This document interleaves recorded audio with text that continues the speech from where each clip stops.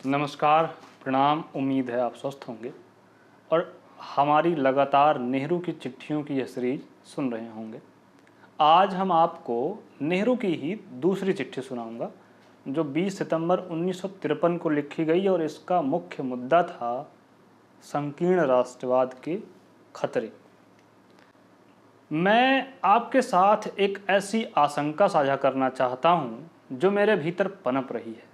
मुझे लगता है कि भारत में अल्पसंख्यक समूहों से जुड़ी स्थिति कई मायनों में खराब होती जा रही है और हमारा संविधान अच्छा है और हम अपने नियमों और विनियमों या कानूनों में कोई भेद नहीं करते, लेकिन वास्तव में प्रशासनिक प्रथाओं या अधिकारियों के कारण बदलाव आते हैं।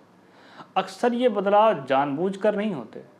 कभी कभी ऐसा होता है, सेवाओं में आमतौर पर अल्पसंख्यक समुदायों का प्रतिनिधित्व कम होता जा रहा है। कुछ मामलों में यह वास्तव में बहुत खराब है। यह सच है कि देश के कुछ सर्वोच्च पदों पर इन अल्पसंख्यक समुदायों के सदस्य हैं। वे हमारी विदेशी मिशनों में भी उच्च पदों पर हैं, लेकिन केंद्रीय सरकार के आंकड़ों और कुछ अन्य पर नज़र डालने पर मुझे यह देखकर दुख हुआ कि यह स्थिति उनके लिए बहुत नुकसानदेह है, खासकर मुसलमानों के लिए और कभी कभी अन्य पिछड़े वर्गों के लिए भी। हमारी रक्षा सेवाओं में बमुश्किल है कोई मुसलमान बचा है। दिल्ली के विशाल केंद्रीय सचिवालय में बहुत कम मुसलमान हैं। संभवतः प्रांतों में स्थिति कुछ बेहतर है, लेकिन बहुत ज़्यादा नहीं। मुझे सबसे ज़्यादा चिंता इस बात की है कि इस स्थिति को सुधारने के लिए कोई प्रयास नहीं किया जा रहा है। अगर इस पर लगाम नहीं लगाई गई तो यह और भी बदतर हो सकती है। हमारे लिए यह कहना बिल्कुल ठीक है कि हम नियुक्तियों में सांप्रदायिकता और इस तरह के विचारों पर कोई ध्यान नहीं देंगे।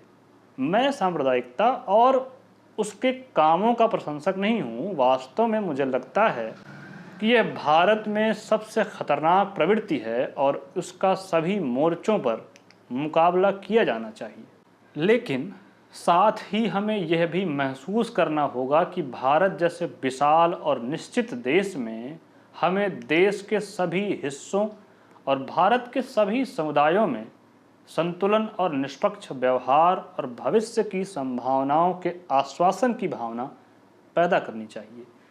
यदि प्रवृत्ति किसी भी संतुलन को बिगाड़ने या किसी एक पहलू पर दूसरे की कीमत पर जोर देने की है, तो इसका परिणाम बड़े समूहों में संतुलन की कमी और असंतोष और निराशा होगी।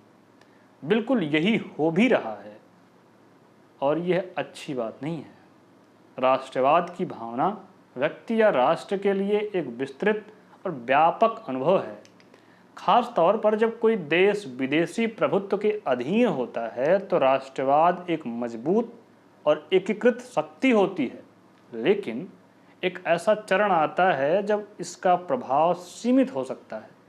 कभी कभी, जैसा कि यूरोप में हुआ, या आक्रामक और अंध राष्ट्रवादी हो जाता है और दूसरों को दूसरे देशों और दूसरे लोगों पर थोपना चाहता है। हर व्यक्ति इस अजीब भ्रम में ग्रस्त है कि वह चुना हुआ है और बाकी सभी से बेहतर है। जब वे मजबूत और शक्तिशाली हो जाते हैं तो वे खुद को और अपने तरीकों को दूसरों पर थोपने की कोशिश करते हैं। ऐसा करने की कोशिश में कभी न कभी वे खुद को ही मात दे देते हैं, लड़खड़ा जाते हैं और गिर जाते हैं। जर्मनी और जापान के प्रखर राष्ट्रवाद का यही हश्र हुआ। लेकिन राष्ट्रवाद का एक और भी घातक रूप है संकीर्ण मानसिकता, जो देश के भीतर विकसित होती है जब बहुसंख्यक खुद को पूरा राष्ट्र समझते हैं और अल्पसंख्यकों को अपने में समाहित करने के प्रयास में वास्तव में उन्हें और भी अलग कर देते हैं। भारत में हमें जाति और अलगाववाद की अपनी परंपरा के कारण इस बारे में विशेष रूप से सावधान रहना होगा। हम अलग अलग समूहों में बंटने और व्यापक एकता को भूल जाने की प्रवृत्ति रखते हैं। सांप्रदायिक संगठन राष्ट्रवाद की आड़ में घूमते हुए दृष्टिकोण की अत्यधिक संकीर्णता से सबसे स्पष्ट उदाहरण है। एकता के नाम पर ये अलग अलग करते हैं और नष्ट कर देते हैं। सामाजिक दृष्टि से ये सबसे खराब प्रकार की प्रतिक्रिया का प्रतिनिधित्व करते हैं। हम इन सांप्रदायिक संगठनों की निंदा कर सकते हैं, लेकिन ऐसे कई अन्य लोग हैं जो इस संकीर्ण प्रभाव से मुक्त नहीं हैं।